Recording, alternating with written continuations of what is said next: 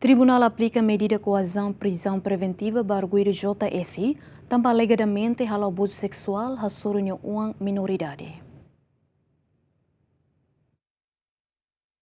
Tribunal Judicial Primeira Instância de Licestane realiza processo primeiro interrogatório para crime violência sexual, nebe alegadamente prática husi arguido JS, nebe nudar amankik hasorunya wan hoidade tinancia e haloron 5 janeiro tina rihurua ronulu resinen e hahera. Acto arguido ne Ministério Público acusa o crime violação sexual, tamba acto arguido ne leibando a tu prática violação sexual contra nia wan no qualquer ema. E o processo primeiro interrogatório arguido JS nega katak niela halo abuso sexual ba nia o afeto, tamba momento ba nia ho nia o afeto mak iha duni quarto laran no nia oan karhela telemóvel. Mas be arguido nia fen de repente tamba ba quarto laran no rasta sai nia oan no dung katak arguido halo abuso sexual ba nia o afeto. A foi rona te declaração no arguido tribunal continua a alegação no Ministério Público representa o procurador Domingos Barreto. O tribunal aplica medida coação prisão preventiva ba arguido. Mas be defensor público José Maria Russo ba tribunal aplica medida coação na apresentação periódica ba arguido JS. A foi rona parte hirak nehotu tribunal hatun espaço de aplica medida coação prisão preventiva ba arguido onde continua processo tuirmai.